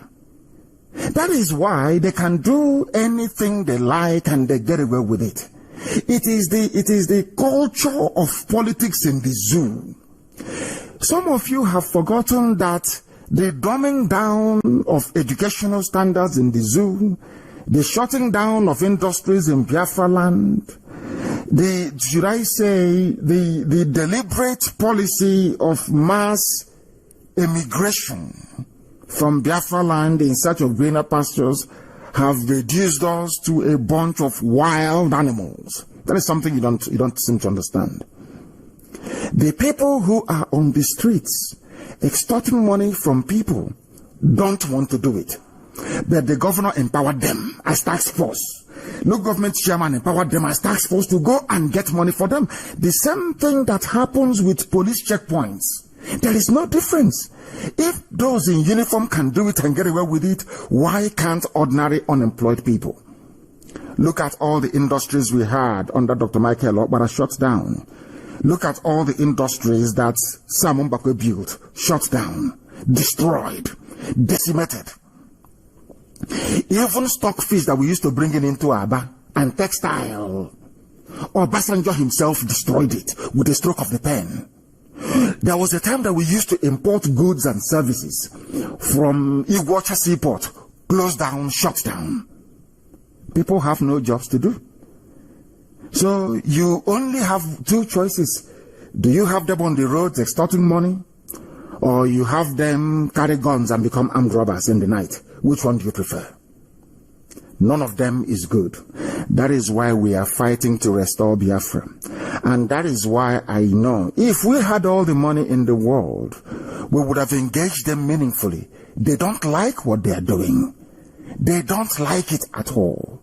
But they need to survive. The basic human instinct is to try and survive. And that is what they're trying to do. I'm not condoning it. I'm not saying it is good, but we are going to get rid of it. But you must understand what led to it.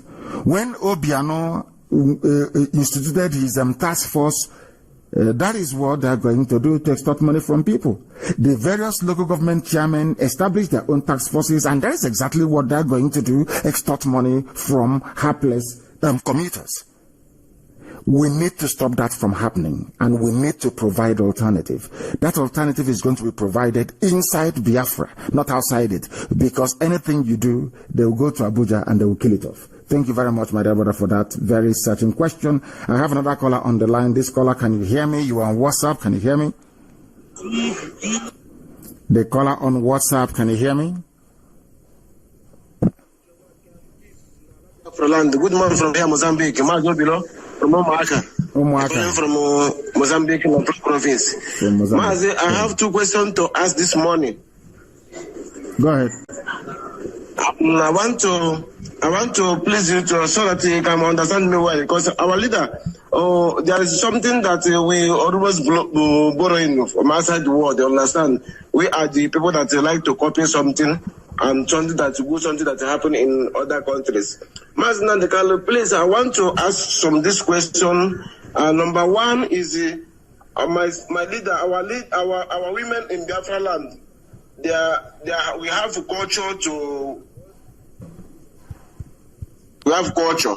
to follow it, and we always say that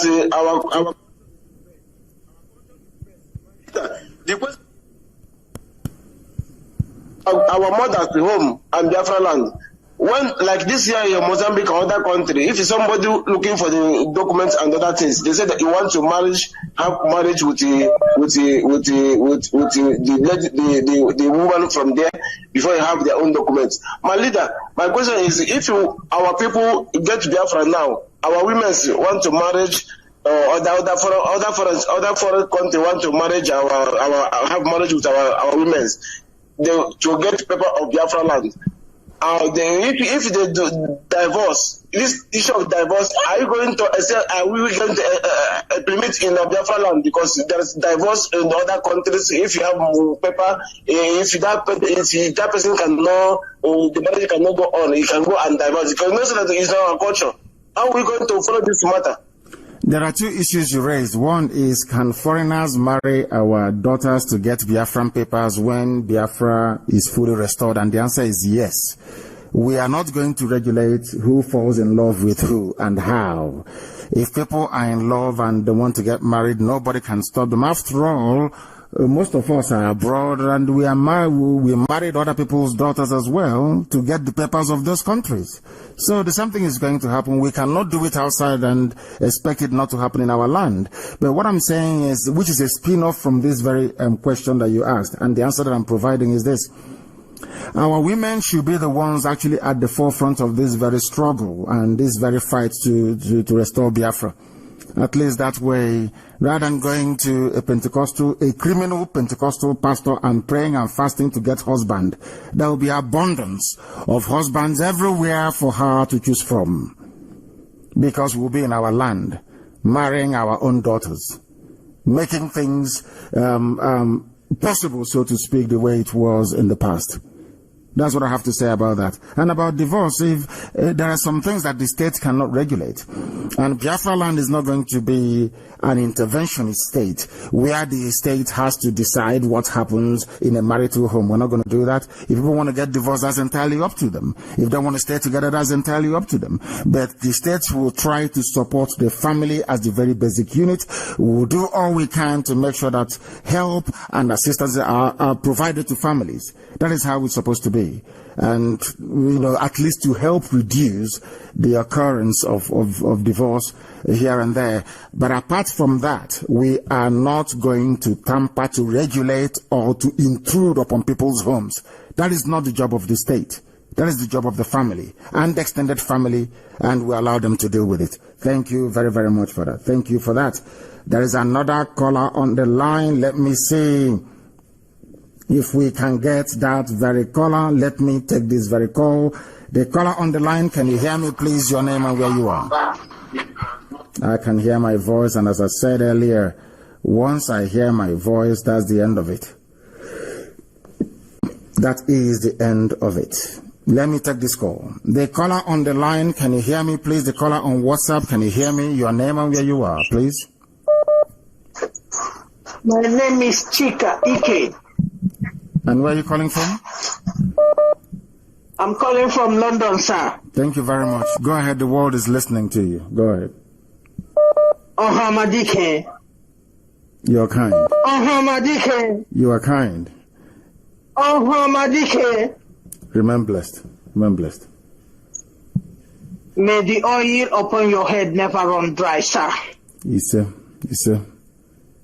You have sacrificed a lot for Biafra people. You did. That is what a peer for his people.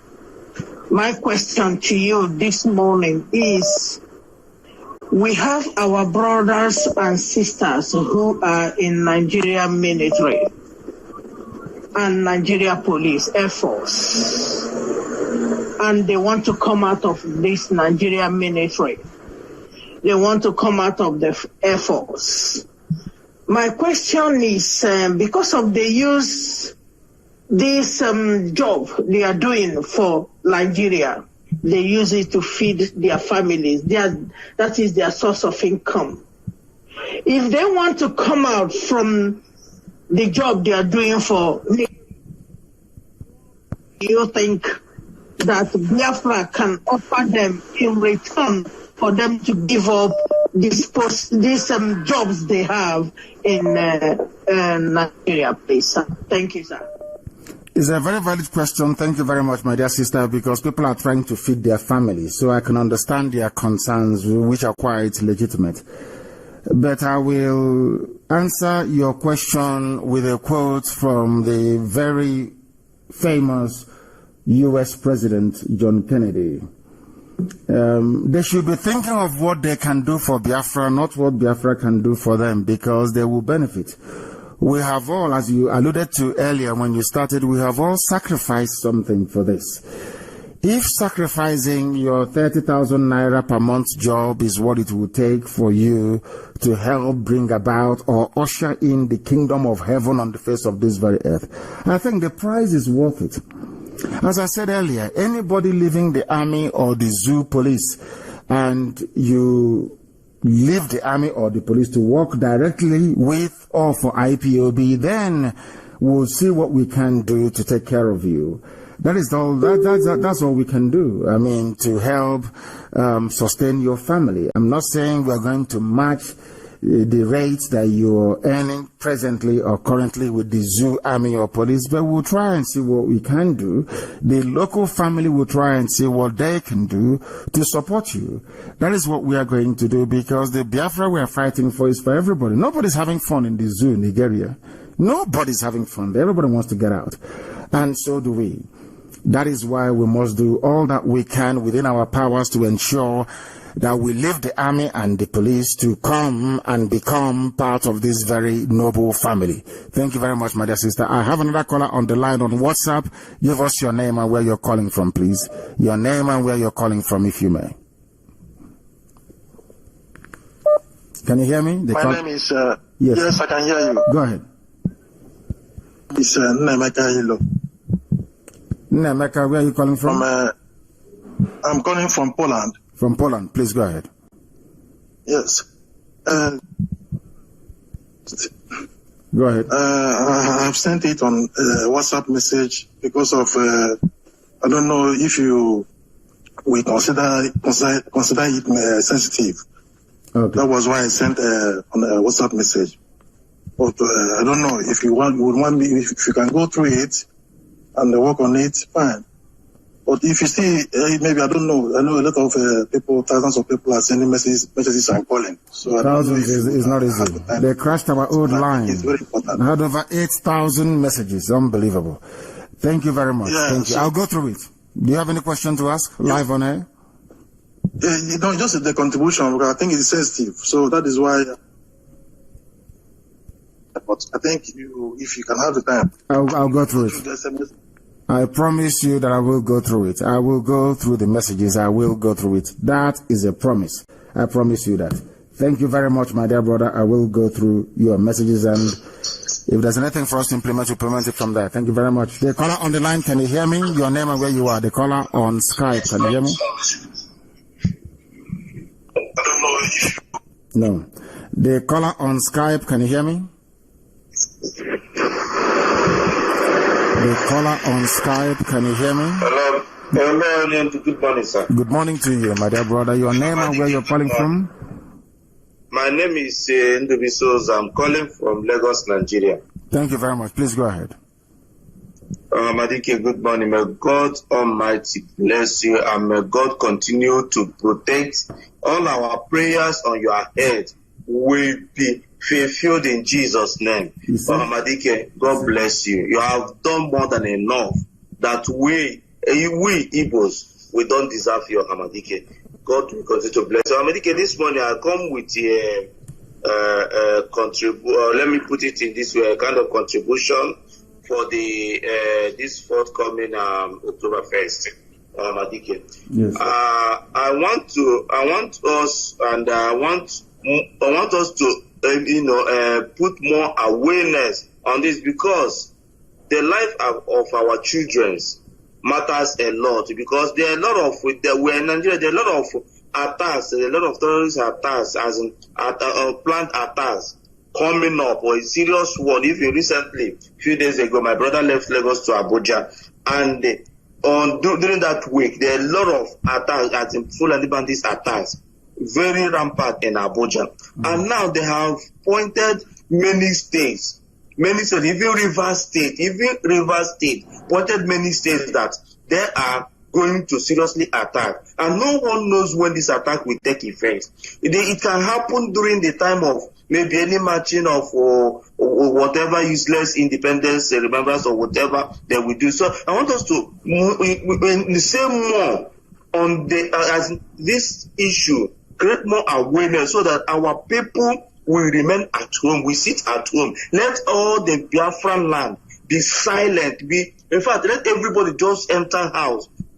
Cook pea soup, cook anything you feel like. Eat and enjoy yourself. Let our children never come out to risk at their lives, because Nigeria don't deserve. We don't deserve to die or lose any single person for Nigeria. Thank you very much. Thank you very much, and well spoken. Thank you very, very much for that.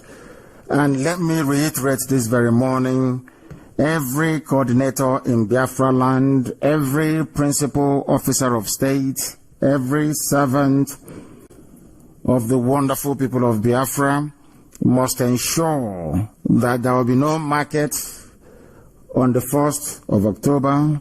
Nothing will happen, not even churches, no mosque, nothing whatsoever. There is going to be total silence across the entire land of Biafra, because there is nothing to celebrate about the zoo. The zoo have brought death, misery, mayhem, poverty, and impoverishment to our people, and that day our silence will speak for us. It will be so loud that the whole world will not fail but to understand that we are fed up with the zoo. There will be no marching. I am telling parents in Biafra land, do not kid your children or dress them up to come out to march for Fulani Janjaweedism. If you're celebrating 1st of October, you are celebrating Fulani mediocrity. You are celebrating British neo-colonialism.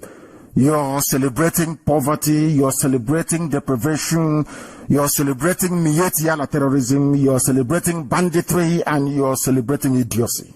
And we're not going to have that in Biafra land. So parents, be warned. Do not send out your children, because there will be terror attacks in Biafra land, planned, orchestrated, and executed by Mietiala terrorists in Biafra land. They are there now in place. Some of them are even in the army and the police as well. Do not risk the lives of your children. Biafra land will be empty and very silent on that very day. Markets will not open. Markets will not open. Nothing will happen on October the 1st. Very, very important.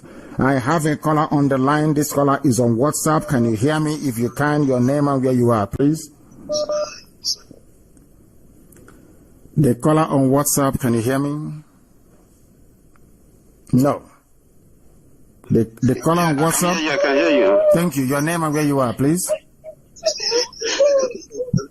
Good morning, Amadike. Good morning to you. I'm calling from Scotland. From Scotland. Give us your name again. You're from calling from Scotland. Give us your name again. Abel. Abel, yes. My full name is Chukwuemeke. Thank you. Please go ahead. Yeah, I want just to use this opportunity to appreciate you for your work you've been doing. Thank you. You've really opened our eyes.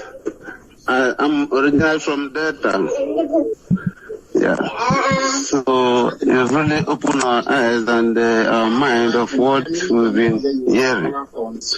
So a lot of things that we don't know before, you've really opened our eyes. So I just want to thank you very much. Thank you. Thank you for that. Thank you for your call. Thank you for your call. I have a caller now on WhatsApp. This caller, can you hear me? Sorry, on Skype, rather. On Skype. Can you hear me? The caller on Skype, can you hear me? No, they're not there anymore. The caller on Skype, can you hear me? Hello? Yes, please. Your name and where you are. I can hear you, sir. Yes, your name and where you're calling from. Yeah, my name is Kelechi Oham. I'm calling from Netherlands. From Netherlands. Go ahead, please. Yes, sir. Sir, I don't want to waste most of our time because I know so many people are on the line. There's something I really want to know, and I think some of us will also want to know that about former President Goodluck Jonathan. I don't understand that man. I don't understand because you are not alone. Me too, I don't understand him. You are not alone in misunderstanding him. I don't understand him either. I can understand the first lady, President Jonathan, but I don't understand Goodluck Jonathan. Go ahead.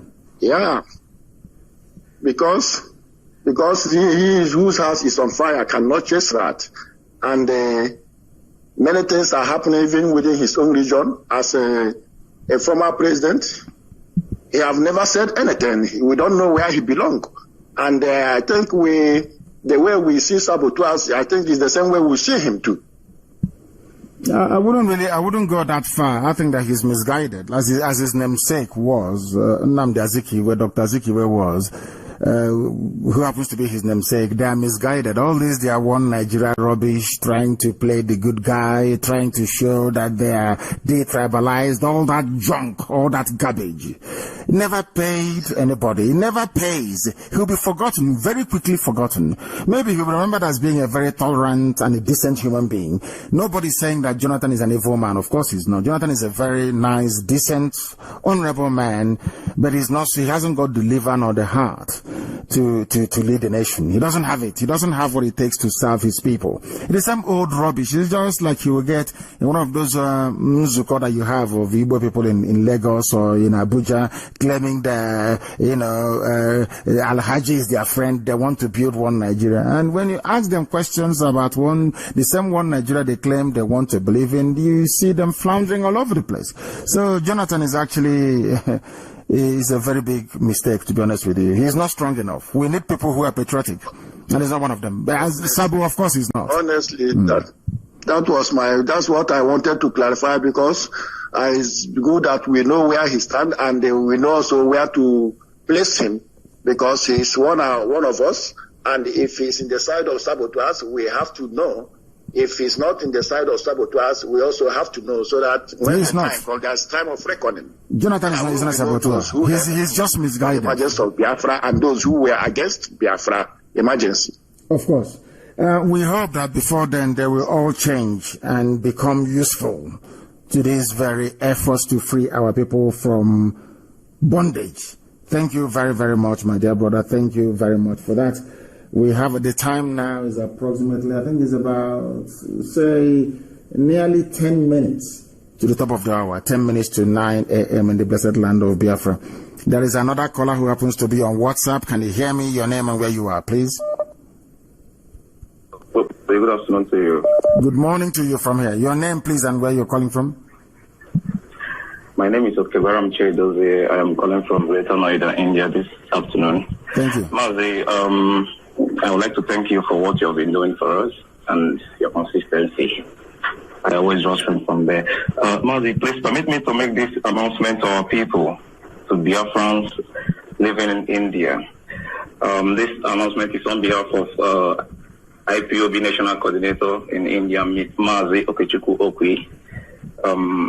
We are advising every IPOB, every Biafran living in India that wants to join IPOB to hasten fast and do so. The people in charge is 8800133187. I call it again, 8800133187. So Mazi, this morning I have a question that has been bothering me, because if I can refer to what is happening, especially in the USA, where we understand that there's civilization there already.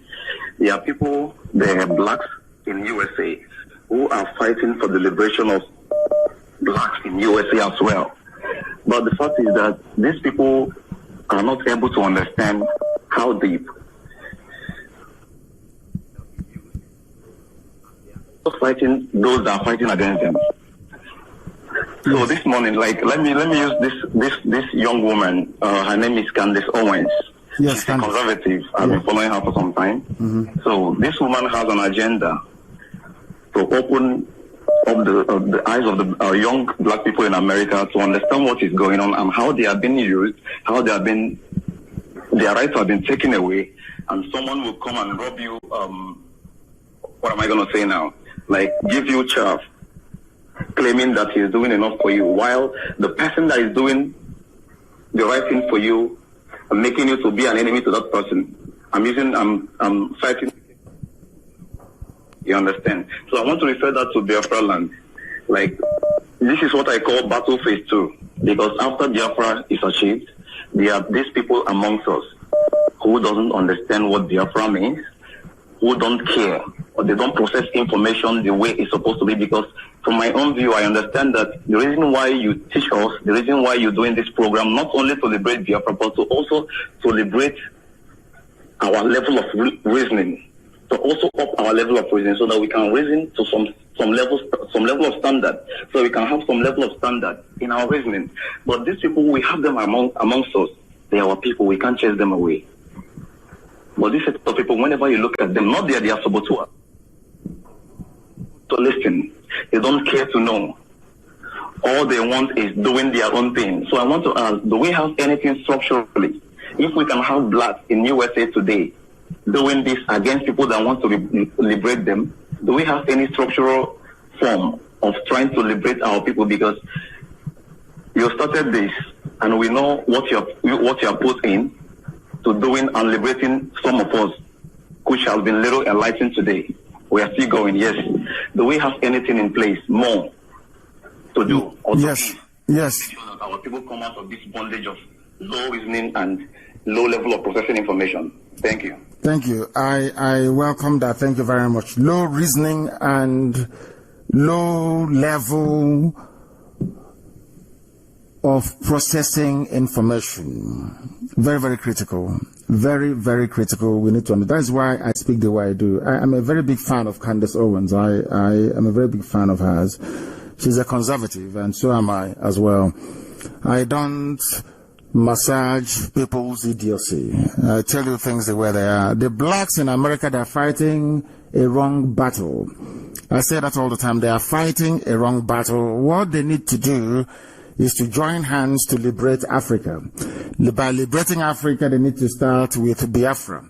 Once Biafra is free, they will have some measure of, should I say, respect and class, because then there will be a country in Africa they can reference and say that this is actually a very good story as to how we have come, how far we have come, where we are going, and the fact that we can actually feed ourselves and make meaningful contribution to advancement of humanity and mankind in general. Right now, black people cannot boast of that anywhere in the world. Nobody is being racist even towards Indians, Asians in America. Nobody is being racist towards any other group of people, only black people, because there is no reference point. India is doing very well. South Korea is doing very well. Japan is doing very well. So what are you being racist towards Asians for? They are doing very well. Even if you go to Latin America, they are doing all fantastically well. Brazil is an advanced economy. Argentina is doing very well. Everybody else is doing very well. It's only in Africa there is not one single good news. Even the South Africa that white people built and left, blacks are now crumbling it in South Africa. I don't understand what is going on. You talked about enlightenment. People don't know why we do what we do. There's a secret I'm going to give you this morning, so you understand why we have spent years preaching on this very platform. Biafra comes and becomes an independent nation. Britain can decide to collapse Biafra economically within a matter of years. All they need to do is to go and meet the likes of Nwodo and those in Ohaneze, all these Efulefus that are in Abuja and in Lagos. They give them the plate for minting Biafra currency. And they'll go and mint Biafra currency and flood the market with it. So at every year, you'll be running at nearly about, say, 25% inflation rate. Hyperinflation, year in, year out. By the time you do it that way, 25% every year inflation in about, should I say, 5 years, your currency is worthless. It is useless. What 10 Ejema could have bought before, you now need 20 Ejema to be able to buy it.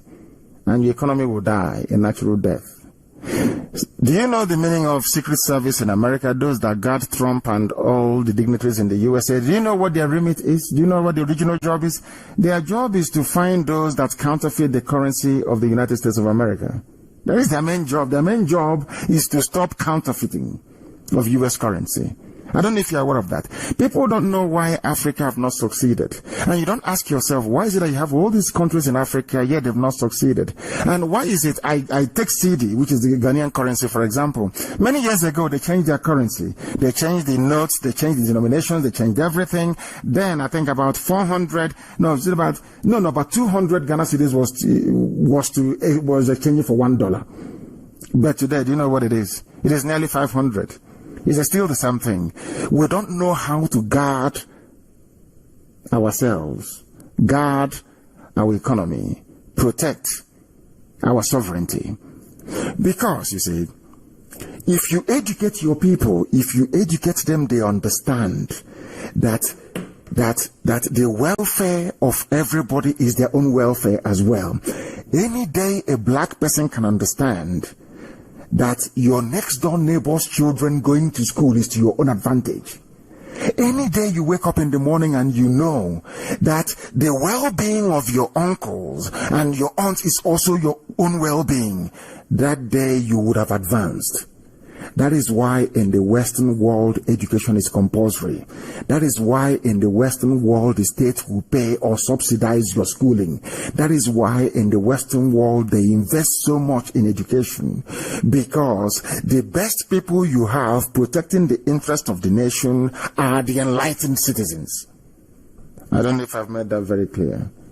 That is why we do what we do. So my brother, you are absolutely right. The way we reason as black people is flawed. We are fighting a losing battle. Every strata of governance in the United States of America is controlled by European whites because they built America. They brought you as slaves to help them to build America.